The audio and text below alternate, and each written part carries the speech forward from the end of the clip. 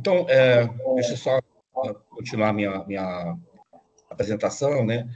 Só fazer um ajuste. Eu passei recentemente a chefia, né, do Departamento de Engenharia Civil, vamos dizer assim, do IME. Então, eu continuo como professor, né? Mas eu não sou mais o chefe do departamento, né? Foi uma coisa recente, por isso que não está atualizado aí no currículo, mas a gente vai providenciar essa atualização. E temos trabalhado, né? Eu sou coordenador de um grupo de pesquisa em infraestrutura de transporte, já desde 2009, quando eu terminei meu doutorado, dentro do Instituto Militar de Engenharia. E o Instituto ele trabalha em parceria com as unidades de engenharia de construção do Exército. São 11 unidades espalhadas aí pelo país, principalmente interior do Nordeste e interior da Amazônia e parte do Centro-Oeste. Então, a gente tem atuado de maneira muito intensa, né, ajudando a resolver alguns problemas mais específicos que essas unidades têm na execução de obras, na maioria das vezes, obras para o DENIT, ou então algumas obras aí de ferrovia, né, mais recentemente, como foi o caso da FIOL. Então, eu separei aqui uma sequência de apresentações dentro desse contexto de inovações em projetos de infraestrutura ferroviária, que a gente vem desenvolvendo ao longo do tempo, né? Em todas as parcerias, não só com a parte de engenharia de construção do Exército, mas também com empresas, através de projetos de pesquisa, ok? Eu vou seguir o seguinte sumário, né? Introdução, eu preciso falar um pouquinho sobre esse conceito de pavimento ferroviário, também o que é maturidade tecnológica. Essas inovações vão ser apresentadas primeiramente por grupos, depois eu vou desenvolver um pouquinho mais sobre elas, e falar também sobre as inovações em desenvolvimento e as perspectivas, né? Já adianto que nós estamos em construção de um aparato experimental que a gente vai construir dentro do laboratório uma pista de cerca de 15 metros de ferrovia em escala real, com 2 atuadores de capacidade de 100 toneladas, né? Então, isso vai aumentar a nossa capacidade de fazer pesquisa. Depois, conclusões, e ao longo de todo o trabalho a gente vai tentar fazer as citações das pessoas que contribuíram com os slides e nas pesquisas em cada um dos casos, ok? Então, não queria me estender muito nessa parte de introdução, mas há um fator muito importante a ser colocado, né? Nós, hoje, trabalhamos, quando a gente fala em ferrovia, né, nosso grupo de pesquisa, nós estamos focados em ferrovias do tipo heavy haul, que são ferrovias para transporte de carga pesada, né? Outras modalidades são as ferrovias metropolitanas, né? Trens de transporte de passageiros, que trabalham com cargas bem menores, né? Portanto, os critérios de selecionamento de materiais são diferentes, ok? E quase totalidade, né, desse acervo que a gente desenvolveu, principalmente de 2012 para cá, em estudos e algumas inovações, se deve a projetos de pesquisa com a Vale, com a CSN, né, que também tem um ramal ferroviário dentro da empresa, a VLI, a Rumo, em alguns casos isolados, e a MRS, com vários trabalhos aí no âmbito de parceria com o Instituto de Engenharia, mas não necessariamente na parte de infra, né? Principalmente através da celebração de um curso de especialização que acontece praticamente todo ano, já há alguns anos, dentro do nosso instituto, né? Em termos de instituição pública, né, a Valec, atual Infra, uma parceria em relação à FIOL, Ferrovia de Integração Oeste-Leste, também foi importante para o desenvolvimento dessas pesquisas aqui. Nesse cenário atual, nós temos no país um caso único, né, ou muito raro no cenário internacional, que ao mesmo tempo, nós temos implantações de ferrovias novas, que a gente precisa rever critérios de projeto para fazer o melhor uso dos materiais, visando a diminuição de custos sem prejuízo, né, da vida útil da estrutura, e a gente precisa fazer restaurações e manutenções de uma via existente, né, de uma malha existente, que é em torno de 30 mil quilômetros. Então, são duas situações bem diferentes do mesmo contexto do cenário atual. Nós estamos batalhando, né, nessa linha aqui, que é critérios de projeto usualmente aplicados, muitos deles importados, né, de Estados Unidos, Europa, versus as normas técnicas, que também muitas vezes são importadas e às vezes não são tão adaptadas às nossas necessidades. Então, esse é um ponto muito importante, porque boa parte das inovações que eu vou apresentar aqui se trata, vamos dizer assim, de uma espécie de tropicalização desses critérios e procedimentos para selecionamento de materiais e dimensionamento do pavimento ferroviário. Isso é muito importante, isso é algo que já está bastante consolidado na parte de rodovias, né? Mas a parte de ferrovia nem tanto. E outra coisa é o seguinte, nós trabalhamos com os princípios básicos da mecânica dos pavimentos, né? O pavimento é um sistema multicamadas submetido a cargas repetidas, né? Mas também trabalhamos com o conceito da mecânica dos solos não saturados. É a questão da dinâmica da água no pavimento ferroviário, ela é diferente dos outros pavimentos. E ela, do meu ponto de vista, requer uma abordagem um pouquinho mais específica. E incluindo esse conceito aí de solos tropicais e classificação MCT. Então, basicamente, esses são os pontos que eu gostaria de levantar aqui na introdução. Okay? Em termos de crédito, essa pesquisa, esse conjunto de pesquisas, né, esse grupo, se formou em 2012, né, no âmbito do INE, e tem como principais colaboradores o Gabriel Nascimento, que ele é professor da UF, encarregado mais especificamente da parte de modelagem dos dois softwares que eu vou apresentar, José Carlos Silva Filho, fez doutorado no INE e é gerente lá da Vale, né? O Bruno Guimarães Delgado, que é da área de geotecnia da Vale também, que fez doutorado na Universidade de Porto e mestrado na Federal de Ouro Preto sob nossa orientação. Então, e vários outros alunos, né, de nível de mestrado, doutorado, como Luiz Alencar, Bruno Maelson, Juliana Tanabe, William Wilson, Lisley Coelho, Ciro Azevedo, que é o nosso engenheiro-chefe aqui do laboratório, a Maísa, hoje professora da UEMA, Fabiana, na PUC do Paraná, Lidiane L., Arthur Rosa. Enfim, certamente vou esquecer de alguém, então, mas peço desculpas, né? Mas muita coisa que eu vou mostrar aqui são trabalhos desenvolvidos sob minha orientação e feitos por essas pessoas na condição de aluno ou na condição de parceiros, como são casos dos três em negrito aqui, ok? Então, eu queria começar falando um pouquinho sobre esse conceito de pavimento ferroviário, né? Então, se você traduzir rail pavement e botar em um artigo em inglês, as pessoas lá fora não vão entender direito o que você está querendo dizer, né? Ou seja, esse termo não é um termo consagrado internacionalmente, mas ele foi cunhado pela primeira vez pelo professor Medina, da COP, né, o mesmo do método Medina, porque ele viu uma analogia grande, né, entre essa estrutura ferroviária e o pavimento rodoviário, ou seja, um sistema multicamadas, né, que estão submetidas à ação da carga do tráfego. É lógico que na ferrovia nós temos a grade, né, que é formada pelos trilhos e pelos dormentes e os elementos de ligação, que é bastante diferente do revestimento asfáltico, que também atua impermeabilizando as demais camadas, mas todas essas camadas têm as suas respectivas espessuras e rigidezes, né? E você pode simular, né, a passagem de tráfego, né, ou pelo menos uma carga semi-estática nessa estrutura e verificar o seu comportamento, tensão, deformação. Então, eu deixo isso claro, as pessoas fiquem à vontade para adotar ou não esse conceito. Eu, particularmente, acho que esse conceito é o mais adequado, porque evita uma confusão, né? Por exemplo, nós não somos especialistas em ferrovias. A ferrovia tem muito mais nuances do que somente a estrutura do pavimento, né? Os veículos de via são bem diferentes, existem elementos de fixação, existe toda uma cultura em cima dos trilhos, que tem a ver mais com a parte de metalurgia, ok? Mas nós precisamos entender melhor como essa estrutura se comporta, como são seus deslocamentos, quais são os fatores que influenciam esses deslocamentos, porque eles influenciam toda a vida útil da via e as suas condições de segurança. Ok?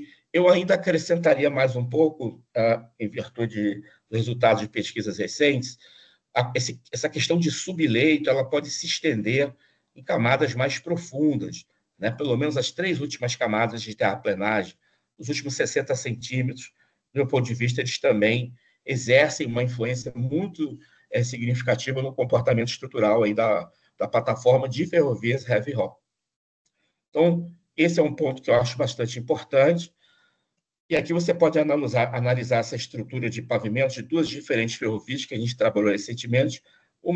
Recentemente, que eu digo nos últimos 10 anos, essa estrada de ferro Carajé, nós temos o lastro, sublastro de laterita, um subleito, né, a camada final de terraplenagem de solo fino laterítico.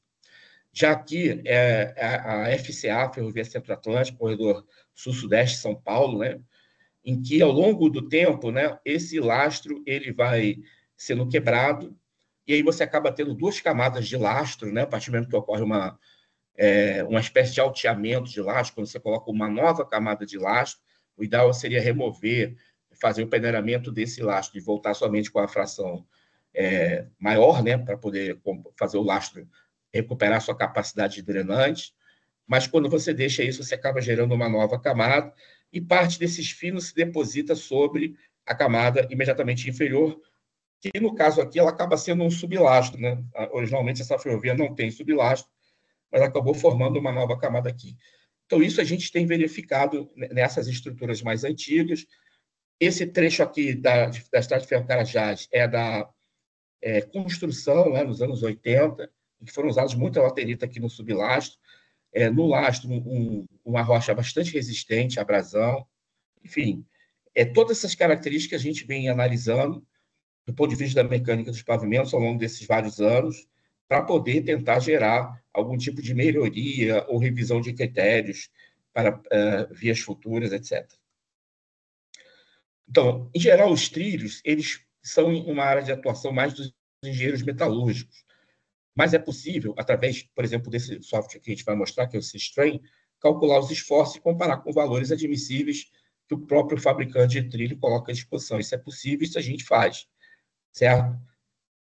Os dormentes, né? Os dormentes, eles são uma área de atuação mais dos engenheiros civis da área de estruturas, né? O concreto, como a gente diz assim, mas nós também podemos calcular esses esforços e verificar com os valores admissíveis. Então, para efeito de dimensionamento, a gente acaba entrando um pouco nessa área, mas em termos de manutenção, em termos de previsão e fabricação, essa área talvez seja de interesse de outros profissionais.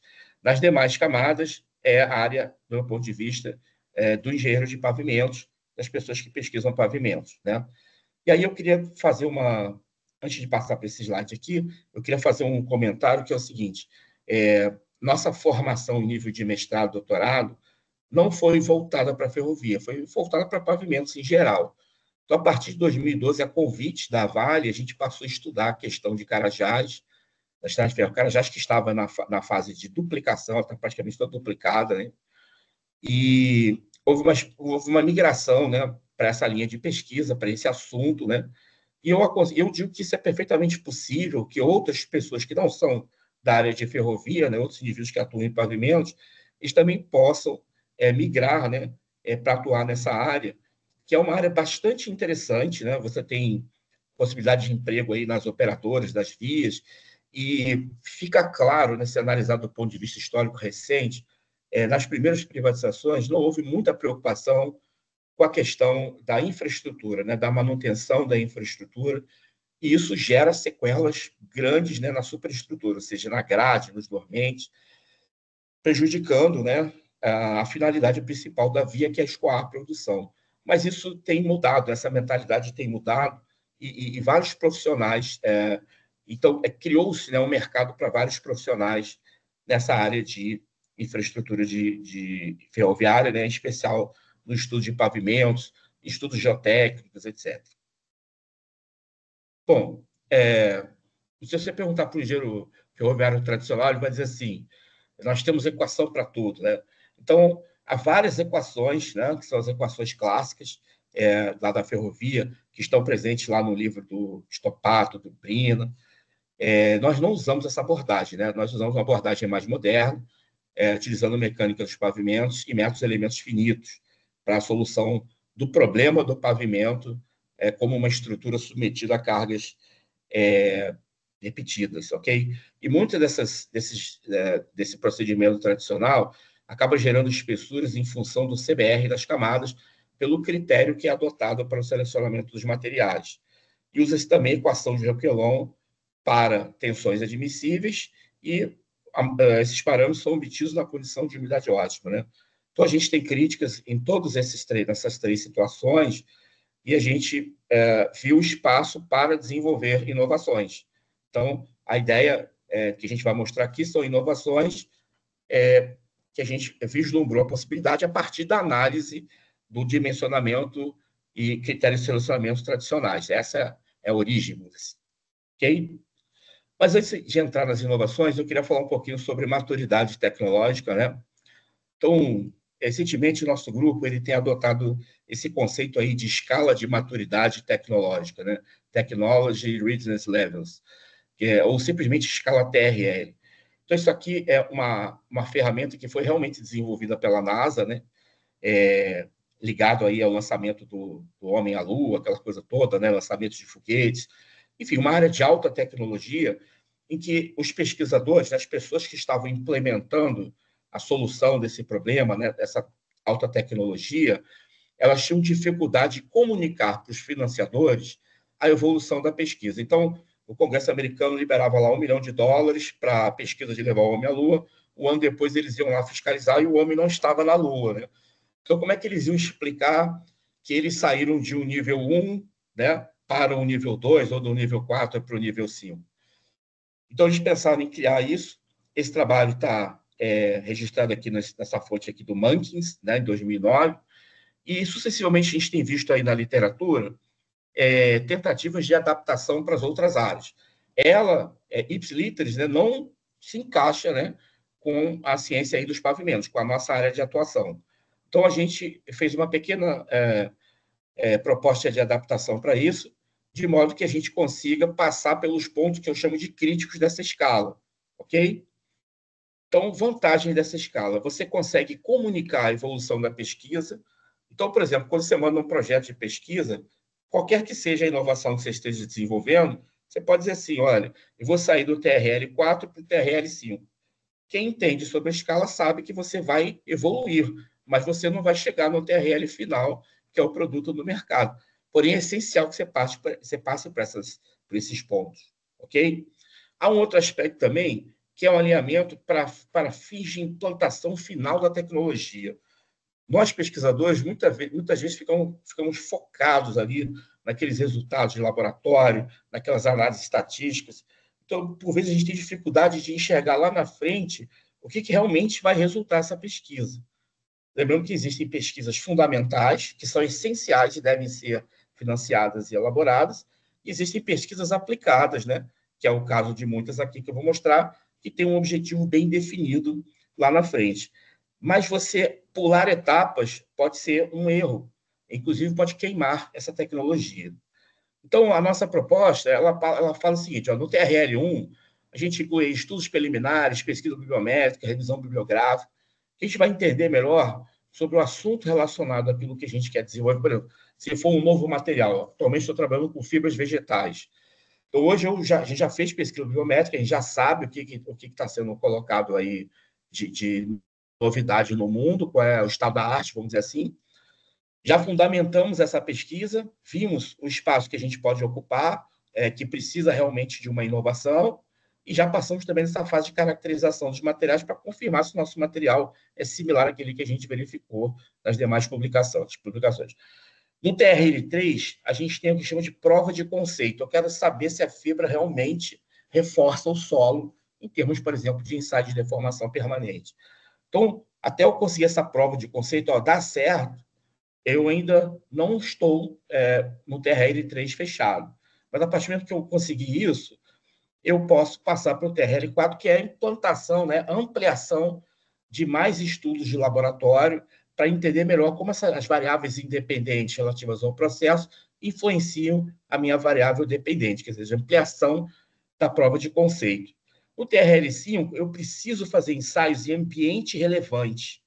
Até o 4, nós estamos em laboratório. A gente sabe que a gente trabalha com escalas, né, corpos de prova com escalas reduzidas, e a gente assume que aqueles corpos de prova de 10 por 20 centímetros realmente correspondem a 100% do que acontece no campo, o que não é 100% verdadeiro, mas é uma boa aproximação. Então, é necessário fazer estudos em ambiente relevante, que pode ser, no caso de pavimentos, né, a pavimentação de um estacionamento, pode ser mesmo dentro de laboratório um dispositivo em escala real, como algumas universidades já têm. O TRL6 seria um ambiente operacional, que aí você tem carga real, ok? A partir daí, no TRL 78, a escala original ela fala em prototipagem, ou seja, se eu estiver fazendo um míssil, um foguete, eu faço um protótipo e avalio em vários ambientes. Para pavimento, isso não é possível, mas se você entender a ideia principal, que é você analisar em vários ambientes, você pode construir trechos experimentais em variados ambientes operacionais, né? Ou seja, uma continuação do 6, para evitar aquela crítica. Olha, deu certo porque foi feita essa tecnologia nesse estado, mas lá no interior do Nordeste, onde eu estou nesse momento, eu estou aqui na Bahia, as condições climáticas, ambientais são diferentes. Então, é necessário ampliar esses ambientes operacionais. E a execução desses trechos experimentais, ela requer monitoramento de longo prazo, ou uso de ensaios acelerados com HVS para poder dar mais resultados. E isso tem que estar consolidado, ou em termos de relatório, ou em termos de artigo científico, para a comunidade poder analisar. A partir daí, entra o Estado, com a normatização, o Estado tem que estar presente. Até o TRL3 você vai à universidade sozinho, a partir daí é preciso ter empresa, e no 9 tem que ter o Estado. E no TRL10 a gente tem o produto no mercado, ok?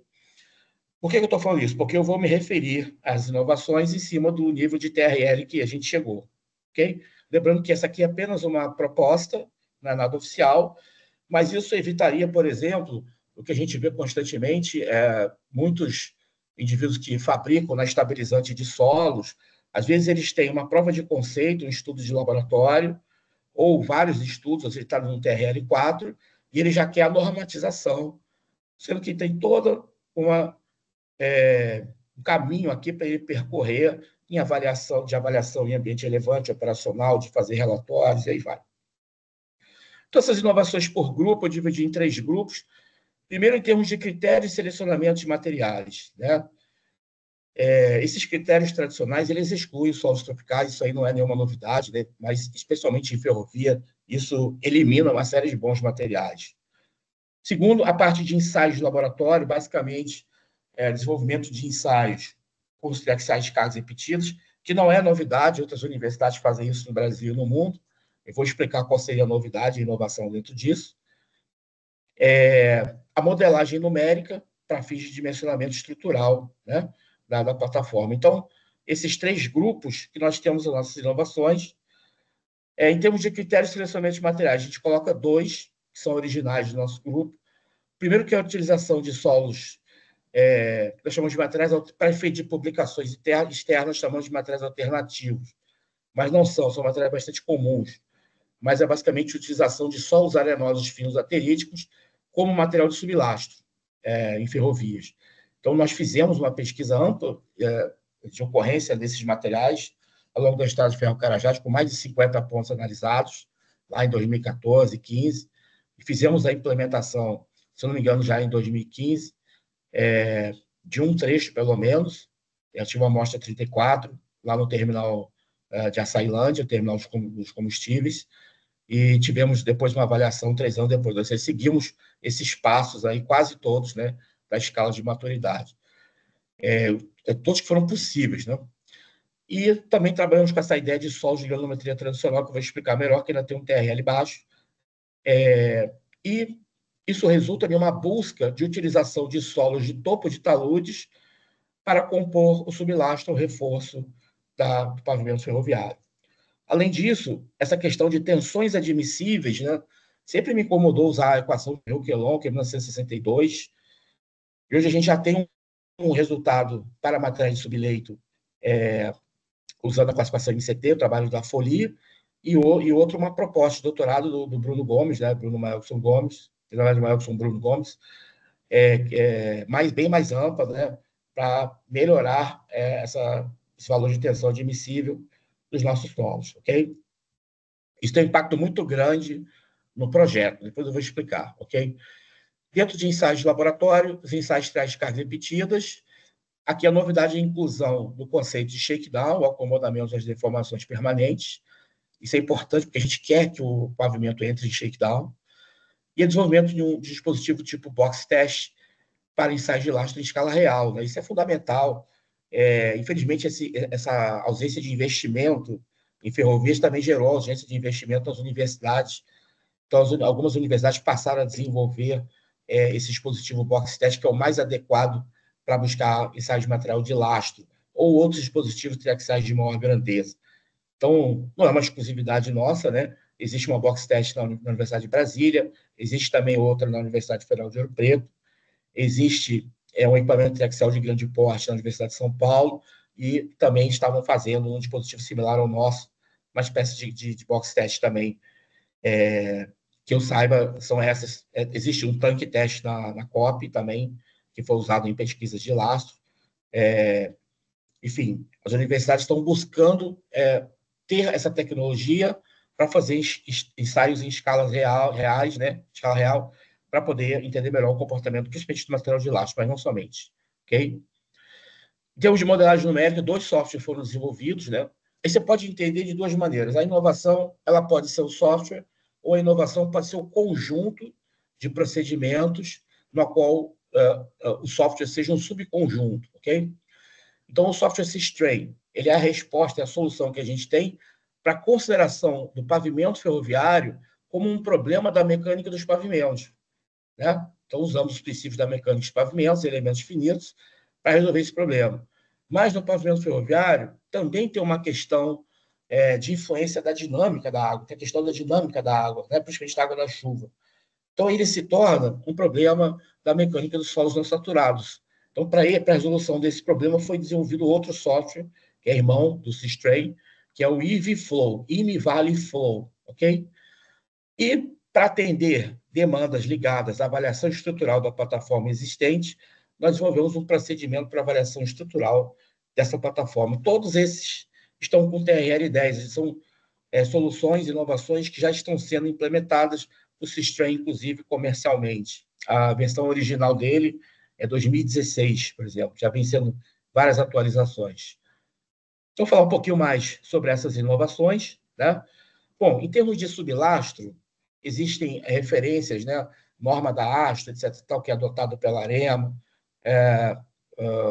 às vezes com pequenas diferenças ou não, e que estão listadas aqui no trabalho do Volpato, né? Do Stopato, desculpe, e do Brina. Essas são 2 referências antigas de ferrovia no país. Então, estabelece, por exemplo, limite de liquidez deve ser menor que 25, a intiplacidade menor que 6, CBR mínimo 20, mas a grande questão é a granulometria. Então, faixa A, B, C, D, você vê aqui passante na 200, muito pouco, né? A maior porcentagem admissível é 20%. Então, vamos pegar na 10, né? Entre 40 e 70 é a máxima, que é a faixa D. Isso aqui exclui a possibilidade, se você adotar esse critério, exclui a possibilidade de você usar solos anelóides finos ateríticos, né? Como camada de sublastro, né? E isso a gente entendia que não era correto e a gente desenvolveu uma pesquisa para a utilização desse material, ok? Esse material foi identificado em alguns pavimentos ferroviários, mas não na camada de sublastro, certo? Queria só voltar aqui e fazer um comentário, que é o seguinte: qual é a ideia? Existem 2 correntes aí, internacionais, né, de concepção da camada de sublastro. A primeira assume que o lastro tem que ser drenante, no qual você usa, pela combinação de granulometria aqui, da camada, né, pela combinação de agregados, resulta em uma camada que seja drenante, que ele diz que atende o chamado critério de filtro de Terzaghi, que é o mesmo critério usado lá em barragens, que ela tem que ser drenante de cima para baixo e de baixo para cima. E existe uma outra linha de pensamento, na qual a gente vem militando faz tempo, que diz que o sublastro não tem necessariamente que ser drenante. Você pode fazer com que a água escoe por sobre o sublastro, né? Então, o que não pode acontecer é você misturar os 2 critérios, né? Quer dizer, você adotar que a camada é drenante, você botar cota de captação da água da chuva no topo da camada de sublastro, porque ele sendo drenante, ele vai absorver água e não vai ter para onde ir depois. O fato é que, a partir do momento que você considera drenante, você assume que essa camada tem uma certa fragilidade, né? E isso é um risco de desenvolvimento de grandes deformações plásticas e grandes deformações elásticas também, resultando num módulo resiliente baixo. E essas camadas, pessoal, nas várias simulações que a gente fez, isso está escrito no livro tradicional do Selig Waters, né? As camadas sublastro, subleito, elas têm uma importância grande no comportamento estrutural da plataforma. Elas podem ser responsáveis pela plataforma, né, pelos trilhos, por exemplo, apresentarem grandes deslocamentos elásticos, né? E isso é contra a segurança da via. Isso, além de desenvolver maiores tensões na grade em si, sejam trilhos ou dormentes, independente da condição do material de lastro. Então, se justifica, sim, você investir num conhecimento maior, né, mais abrangente do comportamento, da influência desses materiais na plataforma ferroviária. Bom, agora é preciso que existam, né, esses solos ao longo das obras, né, para você chegar à conclusão para você pensar e utilizar, ok? Então, esse aqui é um exemplo de um corte, né, na estrada de ferro Carajás, nós fizemos lá em 2014, a estrada está, o trilho está a uns 3 metros desse ponto, então fica claro que esse material foi utilizado como sublastro, mas aqui ele é composto de uma areia grossa e ele atende, provavelmente, o critério de CBR, acima de 20 ou 22, né? Mas é um solo arenoso fino laterítico, né? Material de excelente desempenho, tanto do ponto de vista mecânico quanto hidráulico. Então, esses materiais, eles têm essa peculiaridade de apresentar trincamentos, né, após a execução, e isso aqui deixa todo mundo desesperado, né? Ah, está trincando, tal. Mas você não precisa deixar, né, com essas trincas. Você pode molhar, umedecer, né? Executar 2 centímetros a mais, umedecer a superfície depois de 48 horas de cura e fazer uma raspagem com a moto niveladora que vai diminuir esses trincamentos. Mas a grande preocupação na rodovia é você ter a reflexão das trincas, que não vai acontecer, geralmente ela não acontece, porque de um lado para outro, né, passando uma roda de um lado para outro de uma placa, não tem uma grande diferença, né, de deslocamento elástico que cause um efeito cisalhante. Se você fizer aqui, veja bem que você vai ver que as deflexões são muito baixas nessa estrutura, porque o bloco fica muito rígido. Então, essa questão de propagação de trincas, que realmente acontece em outras situações de pavimentos, ela está associada a elevadas deformações elásticas que não acontecem nesses casos, ok?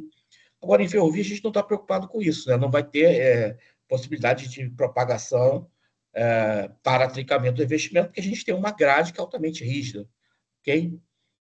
Então, nós fizemos um trabalho de prospecção, 53 pontos ao longo de cortes, né? O que é a duplicação? Você vai cortar para o lado a ferrovia. Então, esse material ele pode ter uma utilidade melhor do que simplesmente compensação corte a terra. Então, qual é a ideia? Imagina esse corte aqui, essa amostra 27, ela é bem didática, né? Isso aqui é extremamente rígido, extremamente duro. Para você abrir esse buraquinho aqui, foi uma dificuldade, né? Com a picareta. Então, esse material é um solo laterítico, extremamente laterizado, melhor dizer, né? Então, a ideia é você fazer a escavação, né? Que ela começa de cima para baixo, nessa camada mais laterizada, fazer um bota-espera, né? Depois fazer a terraplenagem com as camadas aí tradicionais, né? A terraplenagem convencional, e revestir essa plataforma com esse solo de grande qualidade, certo? Por quê? Porque esse solo, ele tem uma vez compactado, obviamente, na unidade ótica, ele tem um comportamento mecânico excelente e também tem um comportamento hidráulico excelente. Ele acaba servindo como uma camada que evita a infiltração da água da chuva nessa plataforma. A gente vai ver, é possível simular isso com o software EasyFlow. Então, outros pontos, como esse ponto aqui, não é laterítico. Isso aqui dá para ver um silt aqui, né, aquele sapão. Então, nesse caso, não dá para aplicar essa técnica, mas esse aqui não tem como não aplicar. Então, o Nogami fala lá no trabalho dele, quando você tem esses sulcos aqui, também é um indicativo de processo erosivo, indica que o material não é laterítico. Mas nós identificamos vários taludes em condições de serem classificados como lateríticos. Isso aqui dá para ver pelo trincamento, né, ao longo do próprio talude. Em outros casos não é o caso, como é aqui também. Ou seja, para poder usar esse conceito de solo arenoso fino laterítico, é preciso mudar a maneira como a gente faz o trabalho de campo. Porque se você mandar uma equipe lá de técnicos treinados tradicionalmente, eles vão atrás do material pedregoso, porque eles sabem que o pedregulho está associado ao maior valor de CBR. Então, eles têm que ser treinados para a busca de solos finos, em especial os lateríticos, que tem esse padrão de trincamento, que pode ter uma certa porosidade, esses solos bem vermelhos, que indicam uma grande porcentagem de ferro, ou linhas de seixo, etc., né? Então, esse é o primeiro passo, é mudar, né, a mentalidade de busca desses materiais. O segundo passo é mudar a mentalidade da terraplenagem. Mas vai ter um custo a mais, mas o comportamento estrutural ganha muito maior. E boa parte do custo de transporte, que é hoje um dos custos mais significativos nas nossas obras, vai ser extremamente reduzido, porque eu estou fazendo a melhor utilização possível do solo local, ok? Então, esse aqui é o resultado da classificação MCT desses solos. Na MCT, né, você tem um LA, LA', LG', e o NA, quer dizer, o não laterítico em cima, né? NA, NA', NG', e mais o SILT, que é sempre não laterítico. Então, a maioria desses pontos são pontos de classificação laterítica. Temos muitos NA', que não necessariamente é uma notícia ruim, né? Aí a gente tem que aprofundar em cima dessa classificação. Ele não tem aquela coesão toda quando põe dentro d'água, né? Então, por isso que dá uma perda por imersão alta e a classificação fica como não laterítico. Mas ele não é necessariamente o solo ruim. Nem o NA', nem o NA, certo? Já o NS' e o NG' realmente são solos ruins. E vou te dizer, eu podia ter colocado todos esses solos como laterítico durante esse trabalho de campo em 53 jazidas, porque ali é uma Disneylândia de solos lateríticos. Por que nós não fizemos? Porque nós queríamos ter contraponto, né? Na hora lá, a gente viu que tinha outros materiais não lateríticos que seria interessante analisar na nossa pesquisa também. Mas eu poderia ter coletado outros que eram lateríticos que não foram coletados. Isso vai acontecer sempre? Não sei. Depende de cada obra. O que eu sei em Carajás, por ocasião da duplicação, nós vimos lá esses solos. Da ferrovia lá de Lucas do Rio Verde, está sendo conduzida pela Rumo, através de nossos alunos que são da Rumo, que trouxeram esses dados para a pesquisa, também uma grande quantidade de solos lateríticos. Na ferrovia de integração Oeste-Leste, que eu tive a oportunidade de fazer trabalho de campo também, obra do Exército, eu não vi tantos solos lateríticos, porque ali existe um arcabouço geológico diferente, com rochas carbonáticas, né, calcários, intercalados com rochas metasedimentares, que originam solos vermelhos de lá, mas a origem são rochas metasedimentares que podem conter alguns minerais expansivos, né, o minerais expansivos. Então, alguma coisa de laterítico foi encontrada, mas bem diferente desse contexto. E a gente sabe de outras informações de outras vias que isso pode ser variável, né? Por exemplo, o nosso acesso ali ao Umbu, né? Continuação da Vitória Minas. A gente sabe, ali você pega uma área de litoral que os solos não são tão laterizados, né? Ali sofreu influência de regressão e transgressão marinha ao longo do tempo geológico, e não são tão laterizados quanto os solos do interior do país. Mas pelo interior do país, a exceção desses casos, que o arcabouço geológico é bem diferente, você pode ter uma Disneylândia de solos lateríticos e, consequentemente, diminuir bastante esse custo. Okay? Em termos de módulo, resiliente médio, né? A gente sabe que não é a melhor maneira de avaliar, mas a gente tem que se comunicar de alguma maneira. Os valores não são absurdamente altos, mas estão totalmente de acordo com o que a gente espera, né, para material de sublastro, né, que seria essa faixa aqui, ok? Isso depende, logicamente, dos critérios de projeto que a empresa adota. Um desses solos, e somente um, foi possível fazer esse trecho experimental.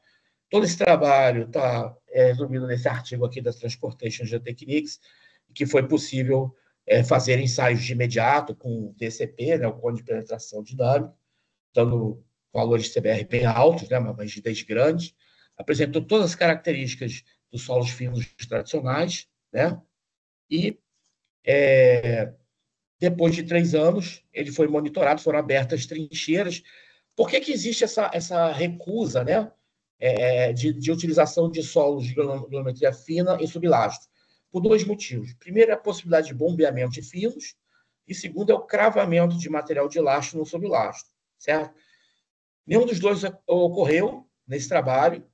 Por quê? Porque esse solo forma um bloco. Não tem chance nenhuma desse lastro ser cravado nesse bloco. É difícil você quebrar, né, esse solo com um martelo, por exemplo, de geólogo. Vai ter que fazer um esforço grande. Mas existe, sim, bombeamento de finos para outros tipos de solo em condições de drenagem insuficiente.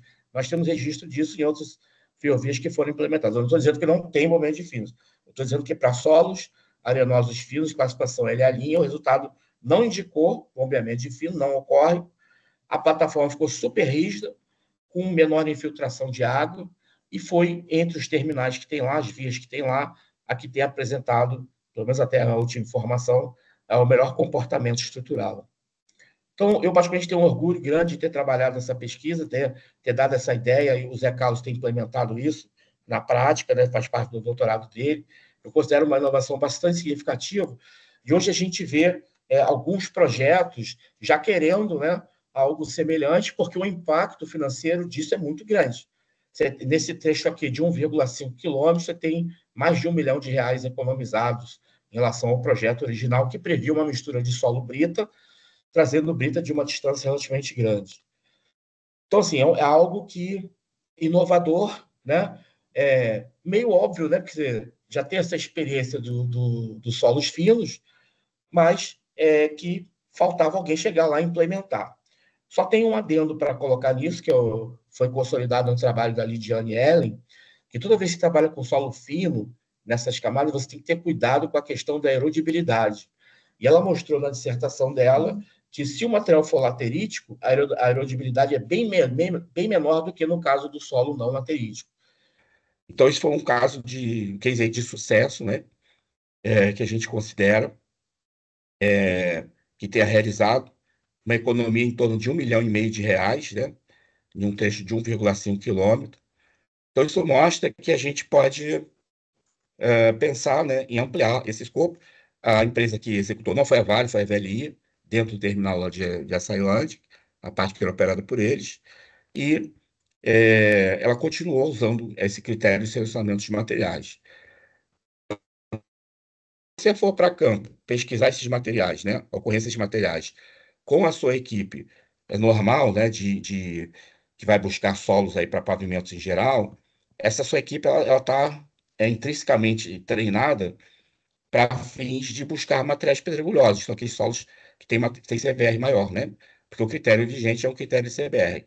Então, para você buscar esses solos, é necessário treinar, né, novamente a equipe para identificar esses afloramentos, as características dos solos lateríticos, que são um certo trincamento natural, o talude pode estar trincado ou não, mas se tiver trincado é uma boa notícia. Que essas trincas de retração que acontecem após a execução também aconteceram historicamente durante a formação do solo. Logicamente, você vai ver solos de coloração vermelha, amarela, né? Que podem ser ricos em ferro. Você pode fazer aquele ensaio do ímã, que você aproxima o ímã. Determinados minerais que contêm ferro têm essas propriedades magnéticas, serão atraídos por ímã. Você vai ver poros, né? Provavelmente poros, que é a lixiviação, que é essa lavagem dos materiais que auxiliou na reação de hidrólise, formou característica, ela deixa esses vazios, né? Ou poros. E você vai ver também fragmentos de solos que parecem uns bloquinhos de rocha, né, rochas sedimentares, que às vezes até confunde isso, né? Que se esse bloco tiver uma certa rigidez, isso é indicativo também de solo laterítico. Além disso, existe a presença de linhas de seixo, né, que divide dois tipos de solo depositados ou formados em situações diferentes, que também pode ser indicativo que um dos dois, geralmente o de cima, tem a características lateríticas. Então, isso requer um novo treinamento da equipe para buscar esses solos. E o que a gente entende é que a melhor maneira de você, o melhor local para você pesquisar esses solos são ao longo dos próprios cortes que vão ser feitos na obra ou de implantação, a partir do momento que eles ficarem mais acessíveis, né, a esses trabalhos terrestres, né, ou seja, algum tipo de trabalho de terraplanagem já tenha sido feito, especial desmatamento, estocamento e limpeza, ou no caso de duplicação, que esses cortes já foram feitos em outro momento, que era o caso aí de Carajás, que você tem acesso direto a esses cortes. Então, não sei se eu falei, eu sei que eu falei, mas eu não sei se foi ouvido na última vez. A ideia é o seguinte: geralmente as camadas mais superiores são as lateríticas, né?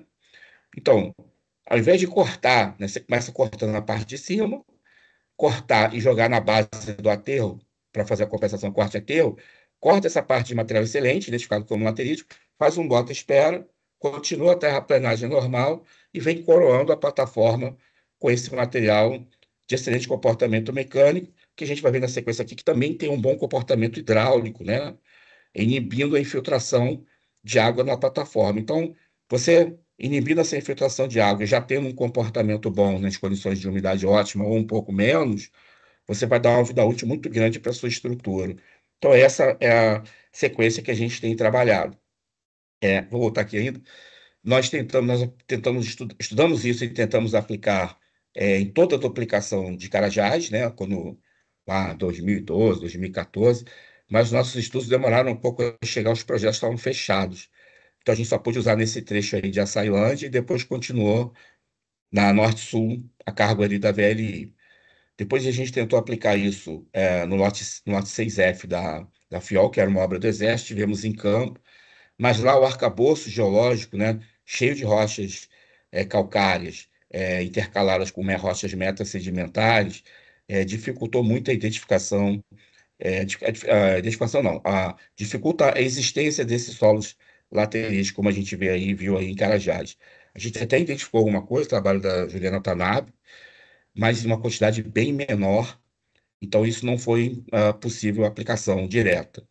E o uso de material de sublastro ficou restrito a materiais de jazida, que tem lateritas lá também, e aí entra uma outra guerra, né, que é a flexibilização dos critérios de selecionamento de lateritas, porque elas são presas, essa distribuição granulométrica que a gente tem nos normativos, e às vezes elas não se encaixam direito, mas não só pela granulometria, pela simplicidade, pelo próprio valor de CBR. Mas o nosso estudo lá acabou aprovando a liberação da principal jazida. Bom, outro aspecto também se refere a tensões admissíveis no subleito, um trabalho que terminou recentemente. Nós estamos considerando essa formulação para substituir Reuquelon e Clomp, que é uma equação que associa a tensão admissível, que é amplamente utilizada em projetos, praticamente todos os projetos que eu vi, eles usam a equação de Reuquelon para tensão admissível no topo do subleito, que ela é função direta do módulo e do N, né? Então, esse N não é bem definido, essa equação é definida lá para a rodovia, esse N é uma outra coisa, né? Você transforma todo o tráfego em número de repetições de carga padrão rodoviária, 8,2 toneladas de força por eixo, e não tem uma carga padrão, a princípio, né? Ferroviária. Então, isso aí já é uma limitação grande. Então, esse N acaba entrando como N de projeto, número de passagens aí da sua carga definida de projeto, que é diferente da carga padrão rodoviária, né? E em relação, como ela é função direta do módulo, quanto maior o módulo, maior a tensão admissível. Isso é uma coisa que, quando você sai do range, né, de solos de subleito de países do hemisfério norte, que o módulo geralmente é baixo, você pode ter módulos aqui de subleito de 300, 400 megapascal. Dependendo da combinação com N, você pode ter tensões admissíveis muito elevadas, né? Inclusive superiores àquela que ele vai aguentar em ensaio. Você pode fazer um teste desse tipo, a partir do momento que você tiver um material com módulo alto. Então, a gente já verificou essa limitação, a gente quis fazer uma outra equação, que é a função do banco de dados, desse modelo aqui dos PCs. Então, atribuindo valores à tensão desviatória e à tensão confinante, nós conseguimos associar a deformação permanente prevista com as outras variáveis, ok?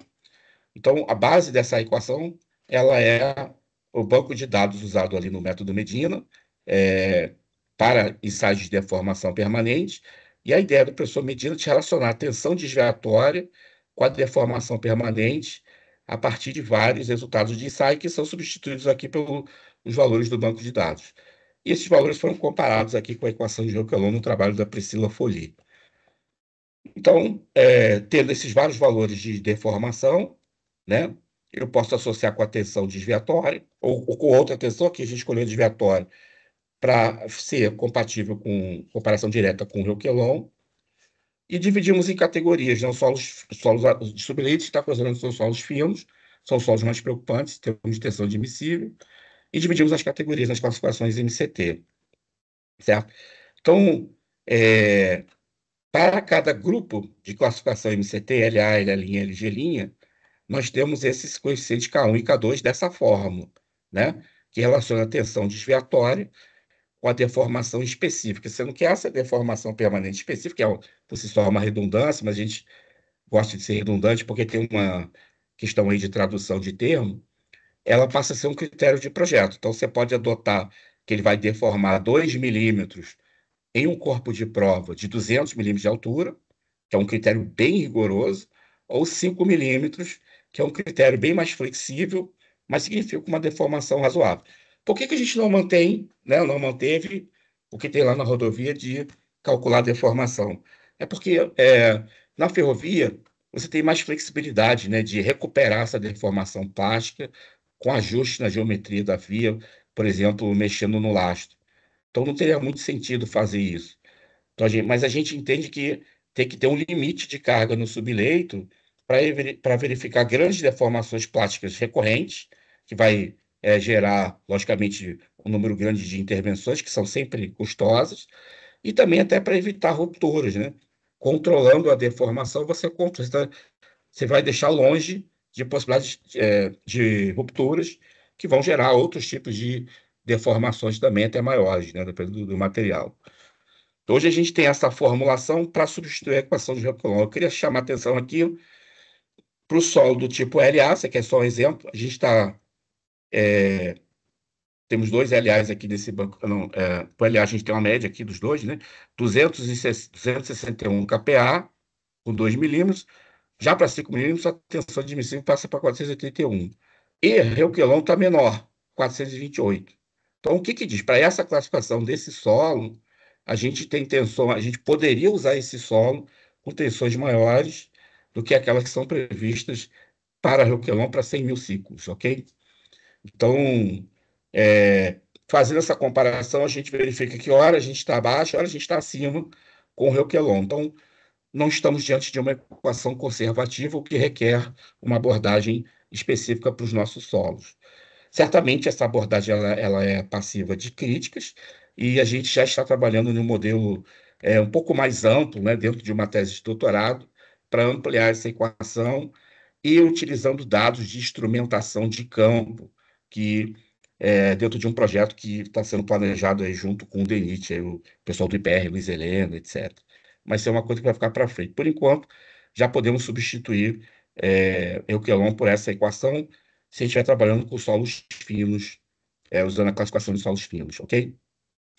Bom, nesse grupo 2, ensaios de laboratório, esses ensaios treaxiais de cargas repetidas não são novidade, né? Outras universidades já fazem isso, no Brasil e no mundo, mas nós conseguimos implementar, entre outras coisas, o conceito de shakedown, né? E as principais universidades que a gente viu aí fora, elas têm uma box test, né? Que ela é um equipamento que permite trabalhar com o agregado do lastro do tamanho que ele é, ok? Então, isso é uma inovação, isso é um avanço, embora isso traga outros problemas, né, que a gente vem buscando resolver também. Então, em relação aos ensaios treaxiais de cargas repetidas, eles são similares ao que a gente usa em rodovia, mas para lastro é preciso ter um cuidado na preparação do corpo de prova, porque ele não vai ficar em pé, né? Até a preparação dele, né, por compactação, existe uma vibração. Esse trabalho foi inicialmente feito pela Jennifer, o mestrado de 2021, continuado pelo Bruno Gomes e o William Wilson, e eu esqueci que também o Guilherme Mussi, que é um aluno da UESC que faz os trabalhos desse de lastro aqui no INE, né? Então, aplicar também uma tensão de sucção, etc. Então, é uma espécie de ensaio de deformação permanente, você pode chamar de deformação permanente ou quebra de lastro, e a gente consegue obter respostas aqui as variações do estado de tensões, né, que são utilizadas, né, logicamente vai fazer vários ensaios com vários níveis de tensões, ok? O padrão de resposta é esse. Nesse ensaio, né, você tem, assim como tem para os materiais da rodovia, uma fase função de potência, que é a fase inicial, que tem um crescimento muito rápido, e depois você tem uma fase linear, ok? Então, esse aqui, por exemplo, é um ensaio que acumulou uma deformação razoável. O corpo prova é capeado também com gesso, né? E isso aí indica uma certa preocupação, né? Porque a gente verifica que, mesmo com essas tensões que não são altíssimas, a gente pode sim identificar quebras, né? E aí uma realocação desse material no lastro. Isso depende muito também de como você prepara, né? Porque no campo você tem lá a socaria, que ela densifica o lastro, né? Que já também induz algumas quebras. E essa relação, né, do corpo de prova nas condições de socaria ainda não está 100% definida. Então, por isso que a gente, a priori, não exclui o material, né, trabalhando num nível de tensão específica nesse ensaio, ok? Mas a grande questão é a seguinte, aqui também, quando você fala em shakedown, né, que é o acomodamento das deformações permanentes, você tem que definir um critério de shakedown. A norma britânica, né, europeia, ela usa a deformação em 5 mil ciclos menos a deformação em 3 mil ciclos. Se estiver dentro de um certo valor, melhor que um certo valor, significa que o material está em shakedown. A gente assiste isso pouco, a gente tem materiais que, mesmo não satisfazendo esse critério, depois eles entrarem em shakedown, a gente prefere verificar através desse gráfico, né, que tem o acúmulo das deformações permanentes verticais no eixo X e no eixo Y a taxa de acréscimo. Quando isso chega na ordem de 10 a menos 7, né, metro por ciclo, que é um valor de engenharia praticamente zero, como nesses casos aqui, a gente diz que ele entrou em shakedown. O fato do material ter essas curvas assim significa que ele escoou plasticamente muito mais do que os outros antes de tender essa situação de acomodamento, ou ele não entrou em uma situação de acomodamento. Então, nessa sequência de ensaios, o que que a gente procura fazer? A gente tem que entender esse espaço de tensões aqui, né? A gente tem tensão principal, o sigma 1, no eixo Y, e a razão de tensões no eixo X. Então, fixando uma razão de tensões, eu vou atribuindo um valor de tensão confinante e a tensão de tora vai ser resultante, né, dessa tensão confinante multiplicada aí pela razão de tensões, ok? Então, cada ponto nesse espaço aqui representa um estado de tensão, de tensões que eu fiz o ensaio. Então, eu começando com valores baixos de estados de tensões, vamos supor, o material entrou em shakedown. Então, beleza. A tensão de shakedown está acima. Então, eu vou atribuir valores maiores, mas mantendo a razão de tensões. Então, eu vou subir nessa vertical até o momento que eu chego em um ponto que representa o estado de tensão que não tem acomodamento plástico, não tem shakedown. Então, o estado de tensões imediatamente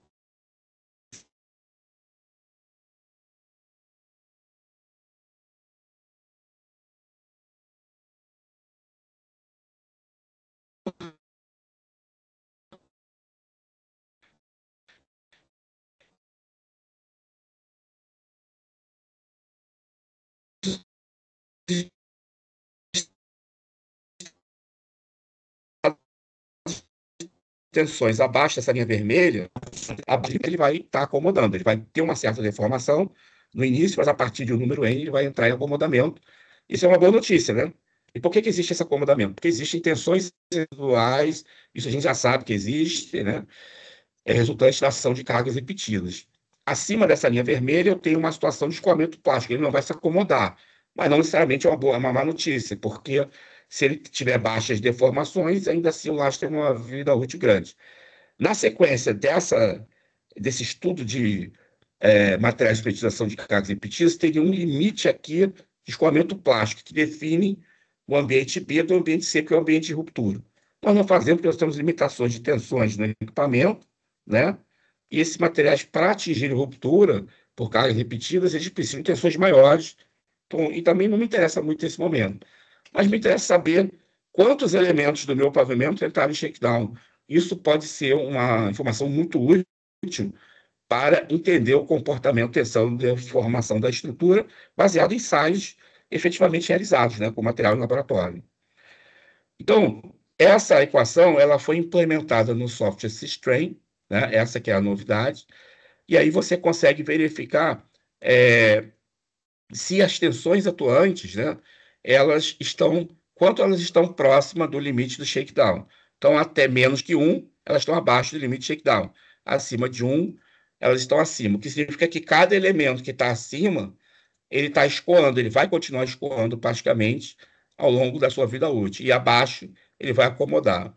Então, nós fizemos essa simulação usando dados de limite de shakedown da Gleiciane, que hoje trabalha na Vale, mas fez mestrado conosco, que ela fez essas formas esses ensaios de limite de shakedown para duas situações de umidade, né? Saturando e na umidade ótica. Então, no caso aqui, era o material de sublastro. Então, o foco aqui foi no sublastro. Então, em vermelho aqui, o material na umidade ótima, escoando plasticamente. Ou seja, esse sublastro vai me dar trabalho em termos de deformação permanente. Quando a gente aumentou a umidade, né, ou seja, botou a fórmula que representa isso, esse vermelho passou a ser magenta aqui, que na minha escala representa uma situação pior, né? Ou seja, a gente está mais fora dessa possibilidade de situação de equilíbrio e mais elementos entraram na contribuição dessa situação de incremento da deformação permanente, ou seja, foi uma má notícia, ok? No caso, a gente pode implementar isso aqui comparando materiais, né? Quais os materiais têm um limite de tendo um material tendo um limite de shakedown maior, ele vai contribuir menos para a deformação permanente da camada e vai exigir menos manutenção em relação à recuperação da geometria. Então, essa é uma coisa que a gente queria fazer há muito tempo, né? Em mecânica de pavimentos, e a gente conseguiu implementar no software Systrem, né?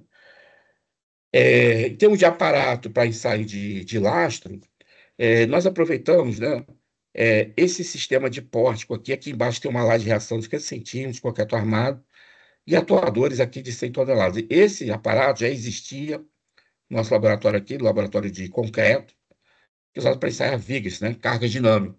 Então, nós fabricamos essa caixa aqui, que ela é muito parecida com a caixa lá da Universidade de Wollongong, na Austrália, que foi a inspiração, exceto porque nós colocamos esses macacos hidráulicos aqui na lateral. Então, essa lateral ela pode girar, né? Então, à medida que você constrói a caixa, vai gerando tensão confinante, né? Você vai confinando o material e isso influencia bastante na resposta do material e não é a situação de campo. Pelo menos um dos bordos ali, ele é praticamente livre, né?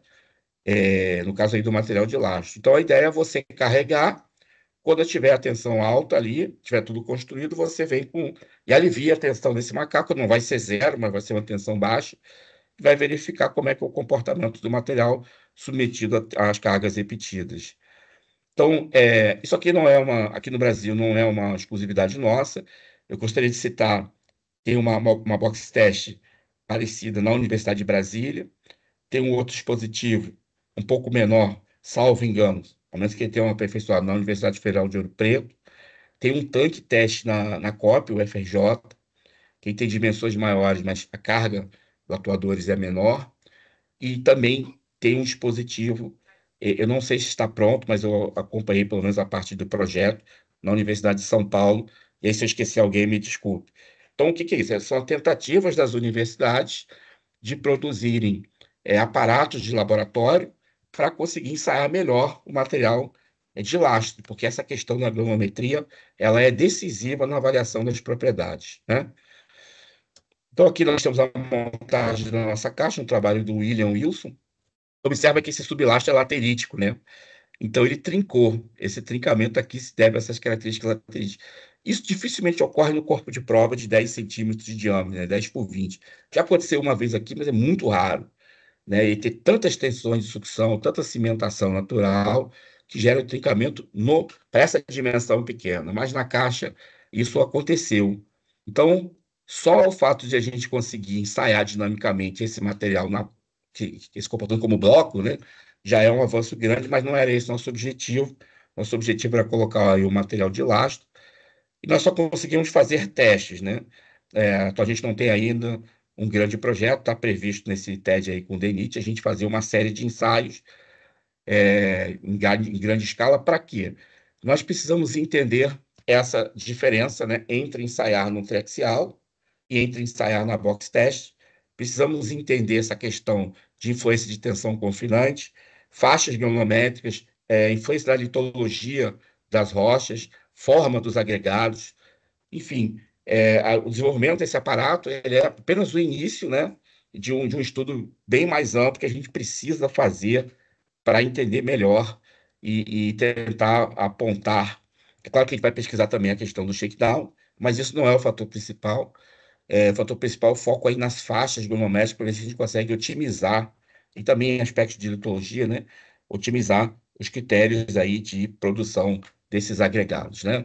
Então vamos para a parte 3, que se refere à questão da modelagem numérica, né? Esses trabalhos, eles de modelagem, a parte de modelagem mesmo, né, do programação, ela é feita pelo Gabriel Nascimento. Eu não sei se está podendo assistir hoje aqui, nosso colega lá do IME, né? Basicamente, trabalharam nesse projeto eu, o Gabriel e o José Carlos Silva Filho, o Carlão, que hoje está na Vale de volta, onde estava na Home, e a gente vem trabalhando nisso há bastante tempo, fazendo uma série de diálogos a respeito disso, tal, trocando informações. É, e a gente tem esse software já a partir de 2016, a primeira versão, e ele vem sendo sucessivamente alterado aí até como resposta, né, como é, contribuições das pessoas que estão usando, ok? E existe o primo dele, né, o irmãozinho, que esse aqui é bem menos conhecido, que é o IMValley Flow, que eu vou explicar melhor o que que é, mas são dois softwares, e não apenas o Systrain. E essa metodologia para avaliação estrutural é uma tentativa que a gente tem de, utilizando esses softwares, os aparatos de laboratório, entender como é que é o comportamento estrutural de um segmento que está com problema e depois simular as soluções. Mas a gente fez isso no caso de um projeto com a LI, na FCA, na Malha Paulista, com cerca de 150 pontos, e simulou bem, né? E a gente consegue, a partir dessas simulações, primeiro entender o que está acontecendo. Por exemplo, se o subleito realmente é tão importante assim no comportamento estrutural, ok? E propor soluções, né? Tipo assim, o que que a gente quer, é, vale a pena elevar o lastro, vale a pena botar lastro com outras características, e assim vai. Então, eu queria fazer um comentário aqui. O Bruno Maelson, o Marcos Bruno, nosso aluno de doutorado, ele preparou para mim esses dois, três slides por vir na sequência, e a gente verificou aí na internet, e o pessoal da Universidade de Illinois, liderado ali pelo Harold Tuntuloe, que é uma pessoa que é bastante querida aqui por nós, já conhecemos há mais de 10 anos.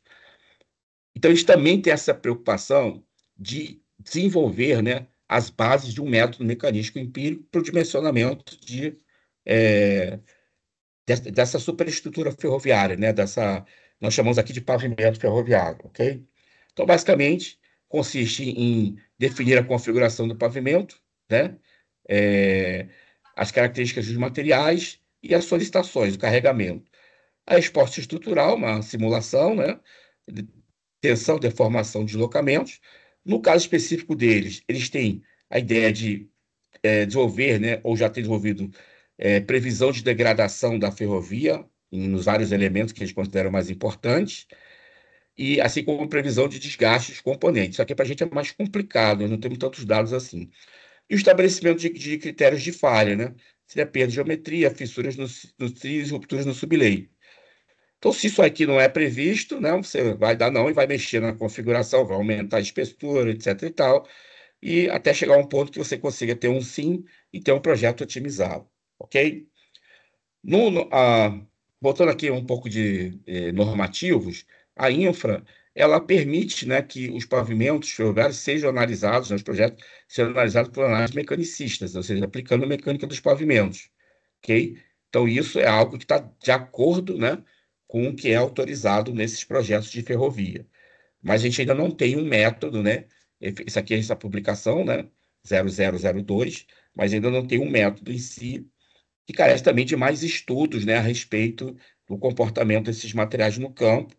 Parte disso está sendo colocado também nesses projetos aí do IPR, né, que vão ser feitos com outras universidades, incluindo a nossa.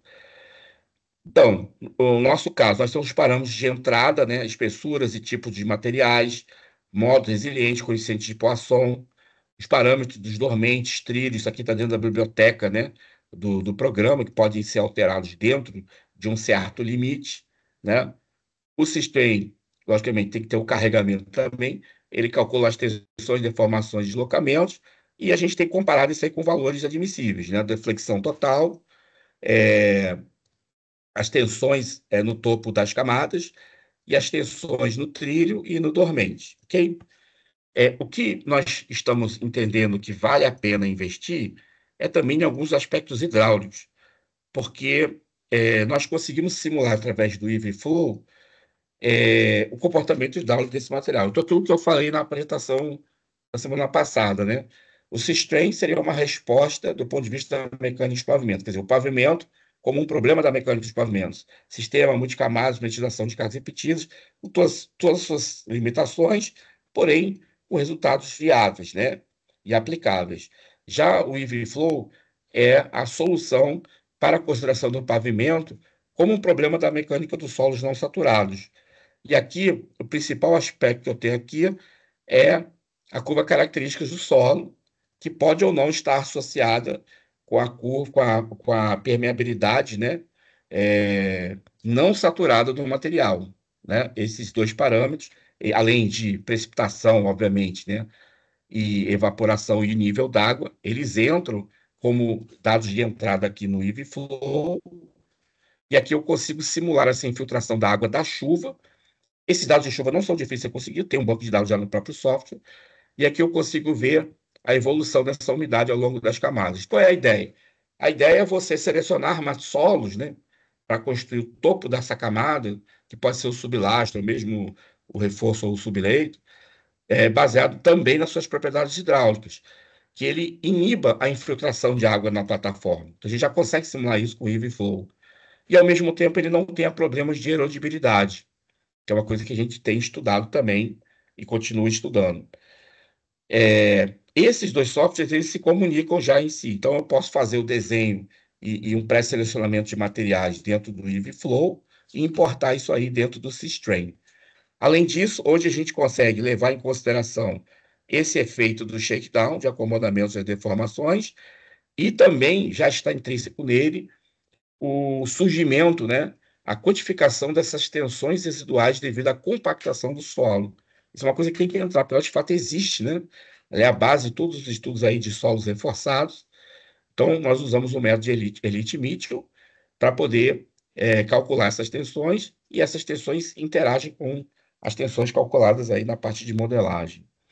Então, basicamente, o que a gente está esboçando é uma interação entre esses dois pontos de vista para o dimensionamento de pavimentos ferroviários, sendo que hoje a gente trabalha mais, falando bem francamente, somente com essa primeira linha aqui com o Systrain, mas temos também essa análise hidráulica. O problema dessa análise hidráulica, não falei ainda, mas está no fato de você obter essa curva característica dos materiais, que as pessoas reclamam no método de papel filtro, que pode demorar umas 6 semanas, mas existem outras tecnologias, como o HiProp, que pode acelerar bastante. Eu lembro de um caso de uma aluna que ela utilizou o HiProp, ela não conseguia, que você tem que fazer o corpo de prova, né? E, né, logicamente, nas condições de compactação, logicamente, o corpo de prova é bem menor, né, para caber lá no HiProp, e nas condições de compactação de campo, e depois, durante o ensaio, ele é saturado, né? E no corpo de prova, simplesmente não saturava, né?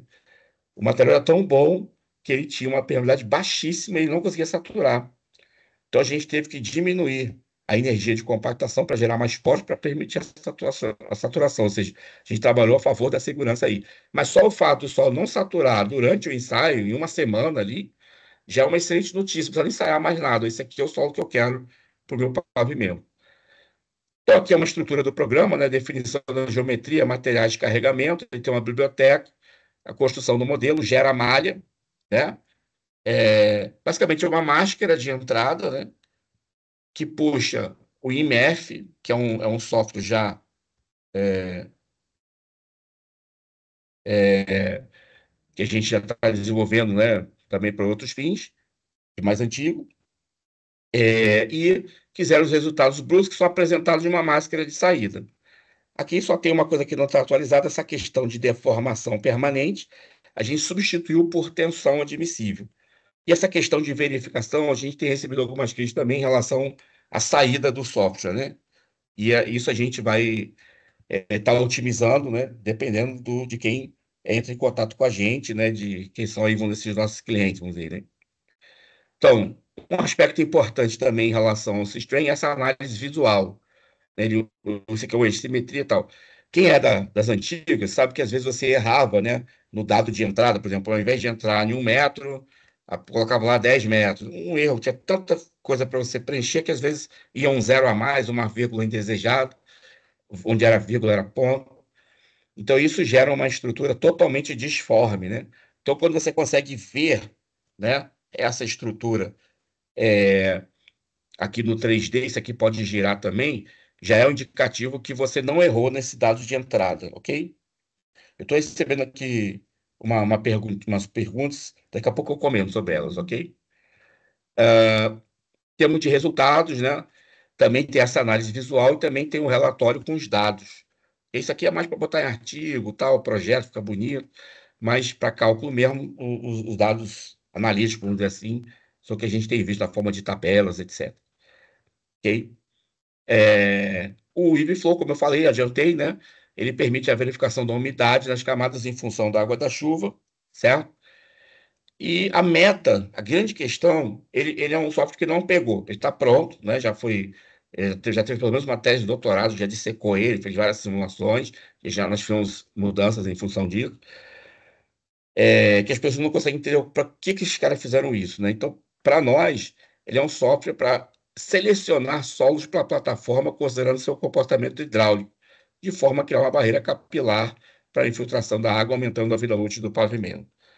Então, pessoal, nós já fizemos trabalhos de campo, de rupturas de trilho, que você chega lá, ó, o sublastro, a gente foi com DCP, que é aquele cone de penetração sul-africano, que você pode dar dezenas de golpes ali para penetrar 1 metro. A gente deu 2, 3 golpes e ele penetrou toda a camada de sublastro de 30 centímetros. Sublastro tradicional, material pedregulhoso, distribuição granulométrica e tal. No caso, era um cascalho sem enrolado, mas ele estava totalmente saturado por questões de drenagem insuficiente da plataforma. E ali, claramente, aquilo ali era um colchão d'água, né? Então, a grade estava ali em cima de um material altamente resiliente. Módulo cento e pouquinhos megapascal, módulo médio, nessa condição de umidade. Quando a gente botou na umidade ótima em laboratório, ele foi para 350, 400, né? Quer dizer, o valor normal. Mas o modo de trabalho dele ali estava muito baixo. Por quê? Porque esse critério de você considerar o material como drenante, né, que é o critério que a gente não usa, que eu falei na aula anterior, na apresentação anterior, ele pode resultar em um acúmulo indesejado de água. Então, uma das maneiras de você minimizar, você não vai fazer uma barreira perfeita, mas vai minimizar, é você selecionar os solos pela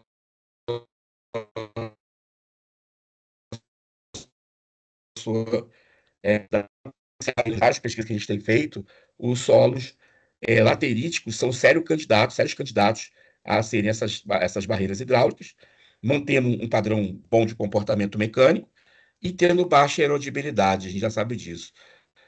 Mas, assim, em nenhum momento a gente está dizendo para usar solos finos no sublastro, não é isso. Há solos finos, que são solos arenosos fino-laterídeos de classificação LA e LA', que tem excelente comportamento hidráulico e mecânico. Então, esses são os solos que a gente está utilizando. O LG' a gente ainda tem dúvidas, porque tem LG' e tem grandes deformações e outros não. Então, a gente ainda não tem trecho experimental monitorado sobre isso, analisado, né, sobre isso. Então, ele também tem a sua sequência, né, de dados aqui, ok? Não vou me estender muito, eu queria mostrar graficamente, né, essas condições de contorno, precipitação, evaporação. Evaporação são dados de estações precipitação são dados de evaporação e evaporação são fórmulas, né? Usa também da simetria. O nível d'água é fundamental. Você quer o nível d'água longe, né? Que ele começa a interagir com esse nível d'água, ok? E os dados de entrada também, principalmente a curva característica do solo que você está colocado. Então, essa análise de fluxo d'água em meios porosos é comandada por essa equação de Richards, que ela foi colocada na fórmula aí para implementação de elementos finitos, que não é essa, e basicamente consiste em aplicar essa equação para o problema do pavimento ferroviário, e a gente vai ter a umidade em cada camada. Ok? Aqui a equação de Wangen-Newton, né, os parâmetros de Wangen-Newton para a condutividade hidráulica, e aqui uma simulação, né? Então, com o tempo, logicamente depende do tempo, se esperar a gente ter o lastro saturado, ele é feito para ser drenante. As ombreiras aqui, tanto do sublastro quanto da plataforma em si, também tende a ter uma umidade maior. A questão toda é esse centro aqui, né, do sublastro para baixo. Nesse centro, na vertical aqui que aplica a carga, é que eu tenho que ter uma preocupação com essa questão de umidade. Porque, principalmente se você está utilizando solo fino, mas como eu falei no caso do cascalho seixolado, não somente, ele vai perder as suas propriedades mecânicas. Na rodovia, a gente já sabe que a melhor situação é a situação de umidade ótima. Vários trabalhos de campo já mostraram isso. Mas lá tem o revestimento asfáltico. Na situação de ferrovia, não tem isso, não tem revestimento asfáltico. O lastro é feito para ser drenante, então você não pode ignorar a presença d'água na plataforma. Então, por isso que eu acho importante, a gente achou importante desenvolver essa solução, né? E aqui eu tenho uma situação de um solo N', né? É uma simulação, e de uma situação do solo L', que tem uma curva característica mais favorável àquilo que a gente quer. Talvez não dê para ver diretamente isso aí, mas nós temos pontos mais vermelhos, né? Com mais umidade, nessa situação do uso do solo N' do que na situação do solo L'. Mas ele também não faz milagre, né? Então, geralmente, o topo dessa camada de sublastro, ele tende a saturar. Mas a infiltração dessa água é muito demorada, devido a essa baixa permeabilidade não saturada do solo, ok? E também, levando em consideração a erodibilidade, ele é mais resistente. Então, ele vai manter, mesmo sendo um solo fino arenoso, ele vai manter esse perfil geométrico, o que não vai acontecer, a princípio, com solos não lateríticos. Então, essa é uma outra inovação que ainda não pegou, mas eu achei bem interessante, né? Em termos de metodologia para avaliação, como eu falei anteriormente, tem 30 mil quilômetros de ferrovias no Brasil, que não estão em boa situação, na maioria dos casos. Para utilizar esses softwares, né, principalmente o caso do Systrain, é preciso tirar dados de comportamento mecânico. Você pode fazer de duas maneiras: ou você faz ensaios diretamente, ou você coleta materiais para fazer ensaios de laboratório. Ou para fazer as duas coisas simultaneamente. Nesse trabalho aqui, 150 pontos foram coletados, né? Foram abertas trincheiras e tal, e a gente teve um banco de dados razoável. Mas os pontos selecionados foram selecionados em função de pontos problemáticos. Então, a gente já esperava encontrar problemas, principalmente de nível d'água alto, né? De o subleito trabalhando com umidade alta. Já foi feito para isso, né? Vamos investigar os pontos que estão com problema. Esse aqui é o DCP, que é um equipamento bastante comum, relativamente barato, né? Então, as pessoas medem essa taxa de penetração dessa peça aqui, né? E ela relaciona com o CBR, né? No caso aqui, a grande utilidade dele, nossa, é você ver a diferença entre as camadas, né? Porque para uma camada tem uma certa taxa de penetração, por exemplo, para o subleito. Quando chega lá no subleito ou no reforço, muda.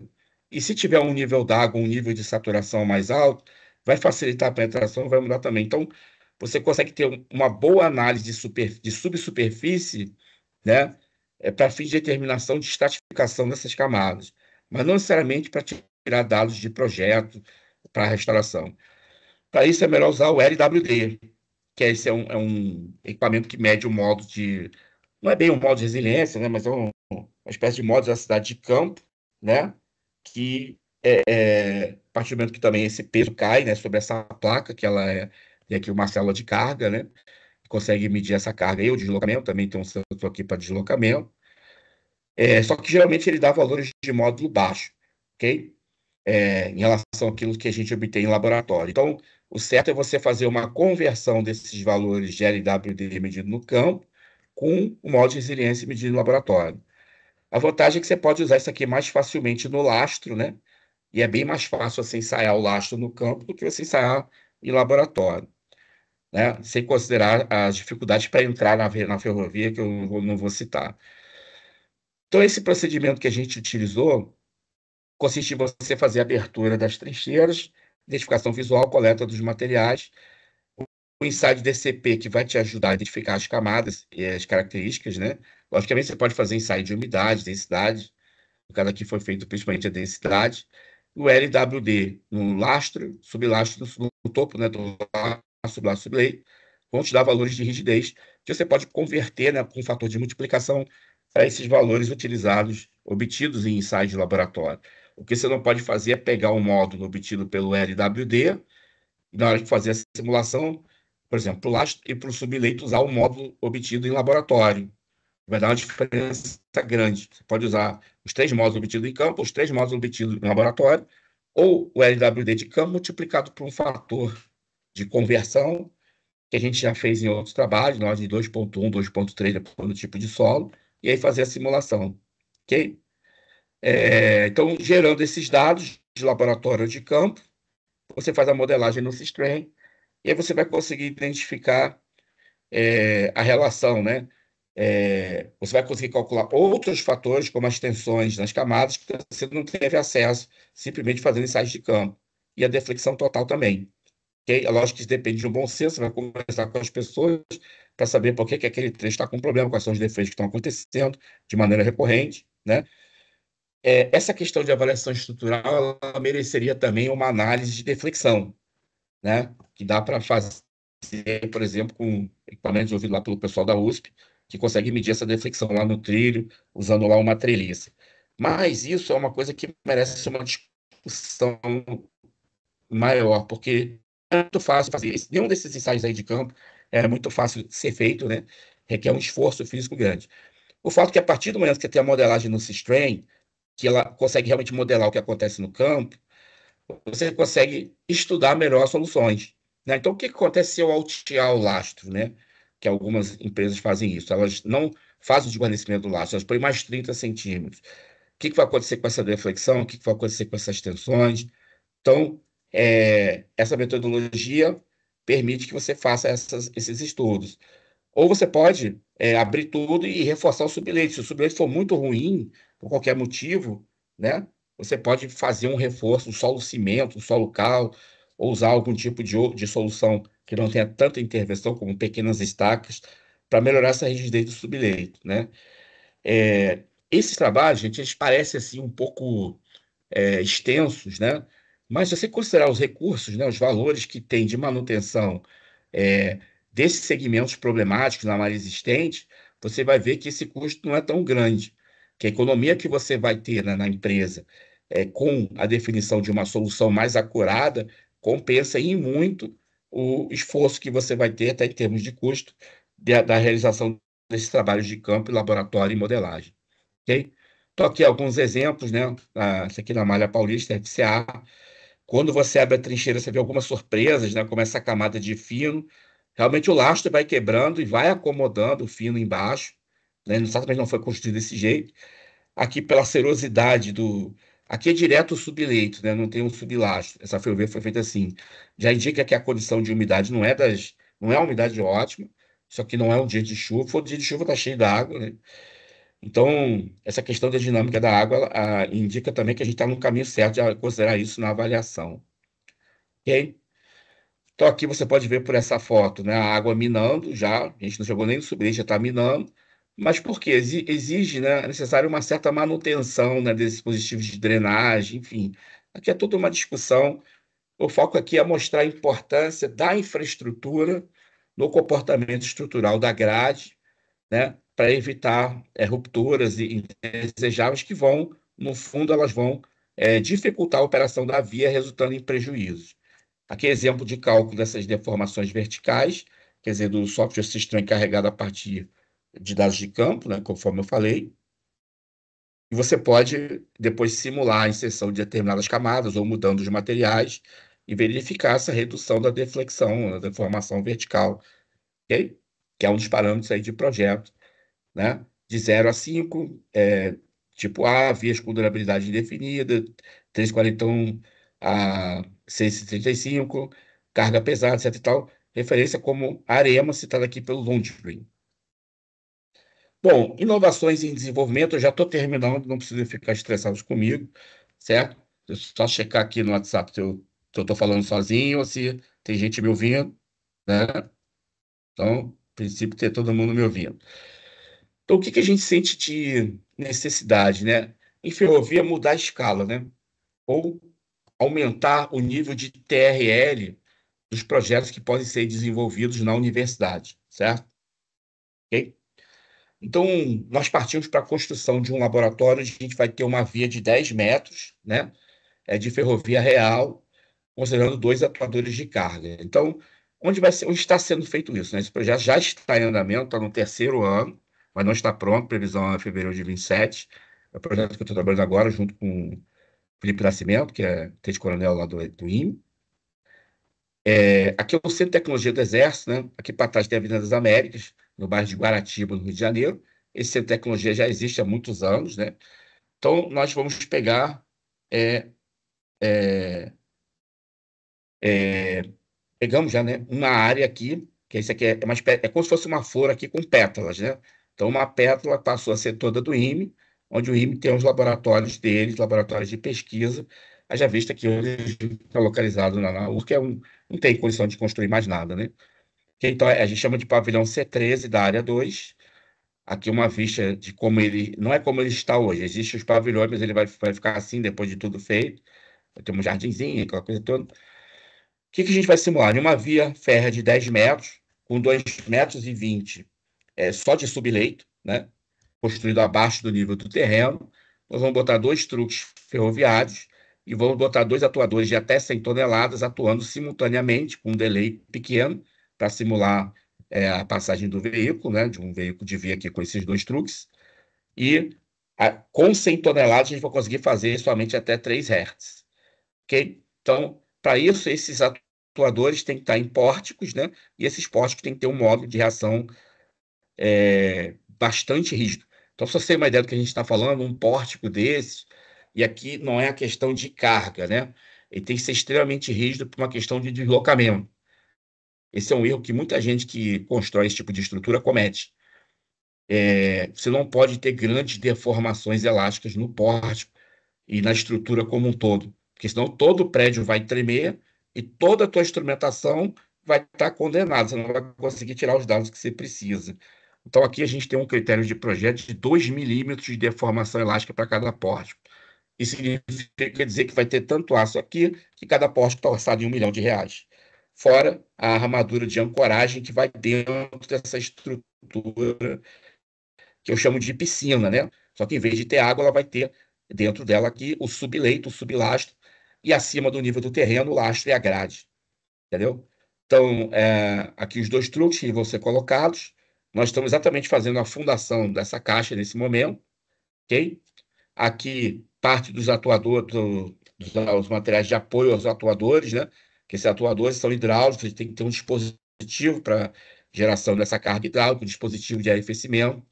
Então, isso aqui é um projeto caro, né? Financiado pela FINEP.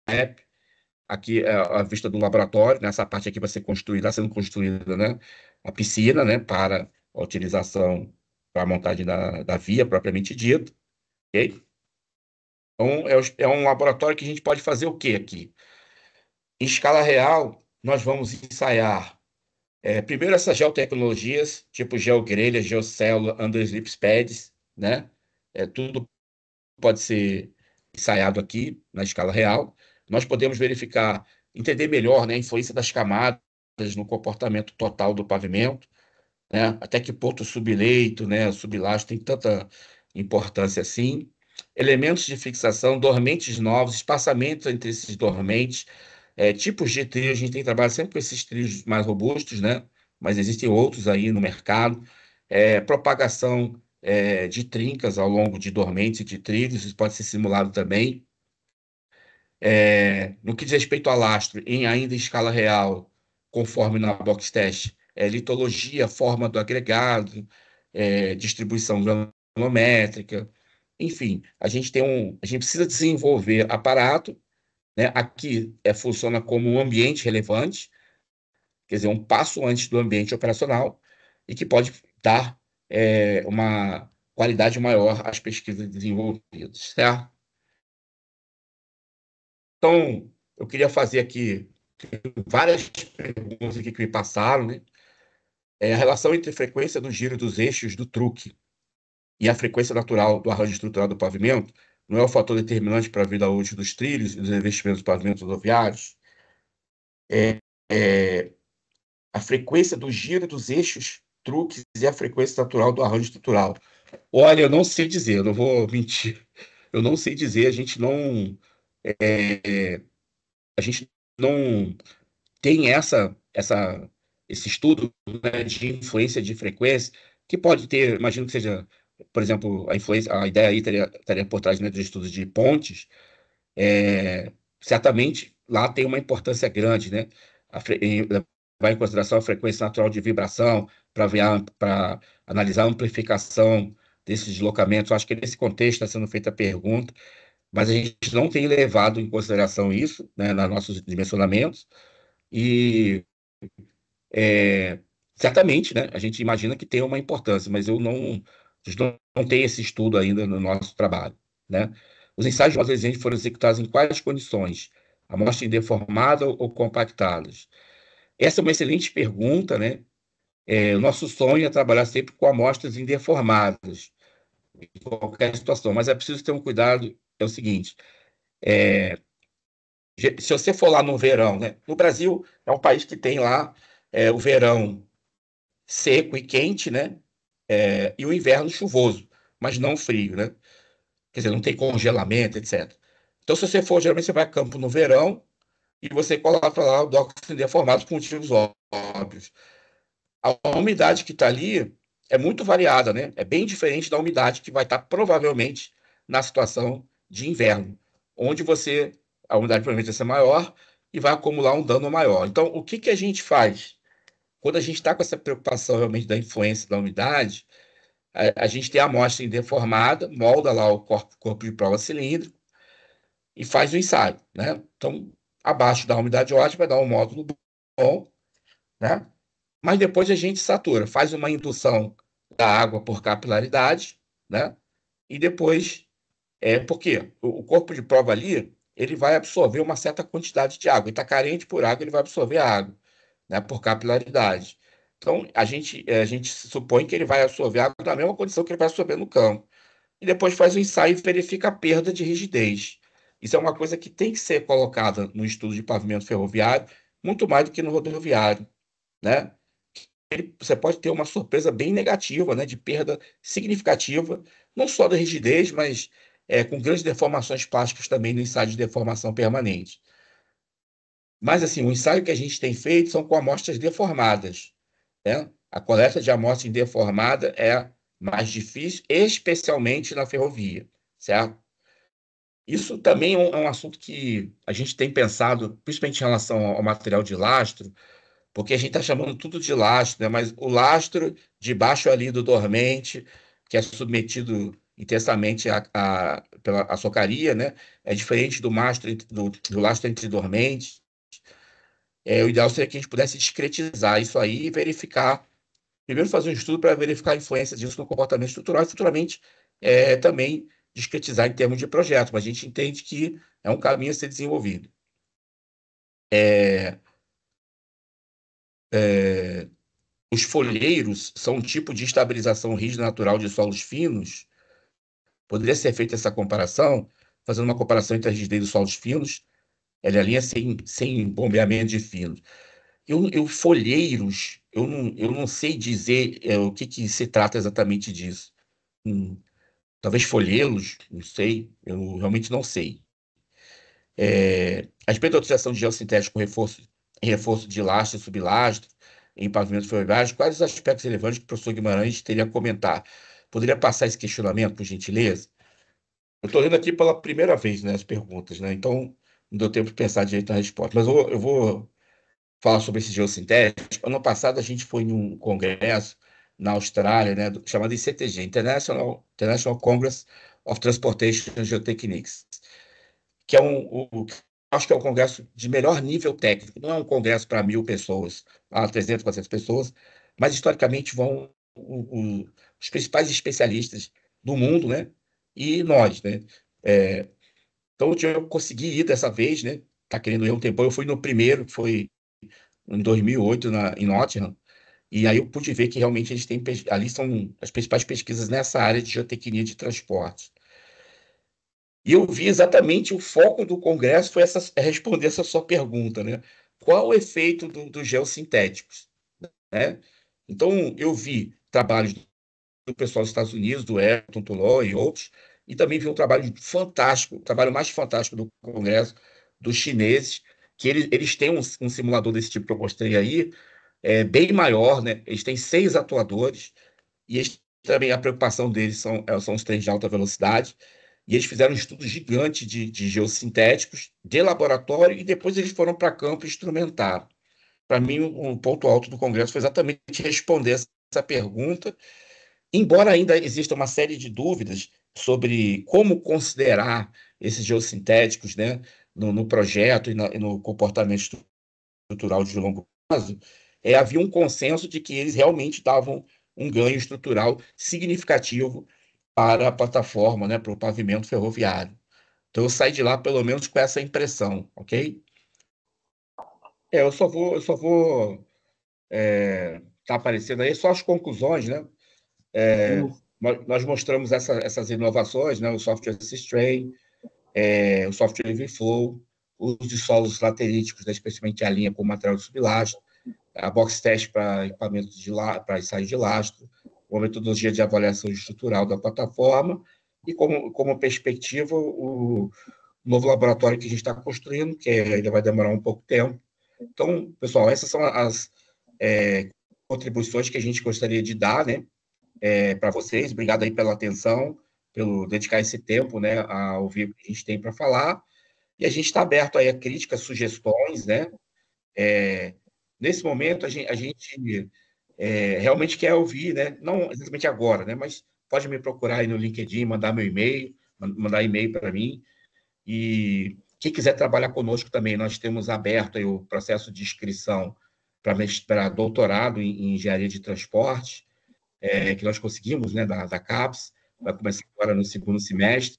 Quem for de outra instituição, nós temos alunos de outras instituições que vêm trabalhar com a gente, especialmente quando a gente estiver nesse laboratório novo, a gente tem a obrigação de trabalhar em outras universidades, né?